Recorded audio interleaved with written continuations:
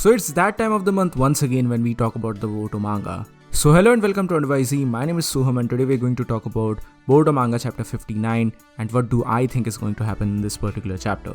But before that, if you're new here then please consider subscribing to the channel since I do weekly anime and manga related content along with a bunch of other stuff. With that being said, let's begin the video. Now right out of the bat, let me say that I don't think that the time skip is going to come up in this particular chapter. I still don't feel like it's going to happen before chapter 61 to chapter 63.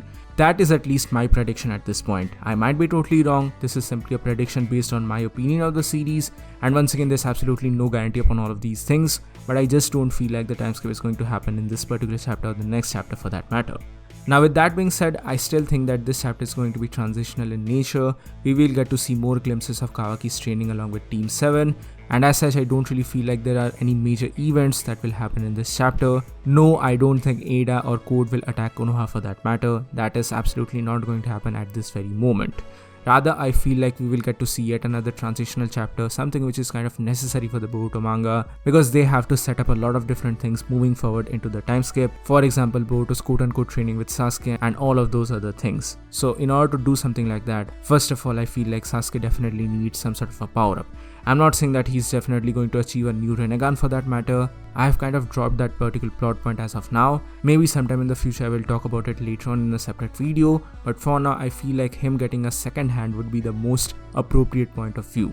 Therefore, in this chapter, we might get to see an interaction between Amado and Sasuke in relation to the new arm or some sort of a new power-up basically for Sasuke Uchiha. That's a major prediction which I have. And the second one is in relation to Naruto. We might finally get to see Naruto going on the quest for the 10 tails. It's fine if that doesn't happen, but then I feel like some sort of a nudge to it must be happening in this chapter. Maybe, just maybe, Naruto will hold a meeting with the other tailed beasts. Sure, Kurama is dead now, but he still has chakra link with all the other tailed beasts, so there might take place some sort of a meeting where these other tailed beasts to help Naruto to look for this 10 tails. Now moving forward, we have the entire situation surrounding Kashin Koji because we have not seen him since his fight with Ishiki Otsutsuki, so there's a very high chance that he might finally appear in this particular chapter. Now I feel like there are two venues for him to appear.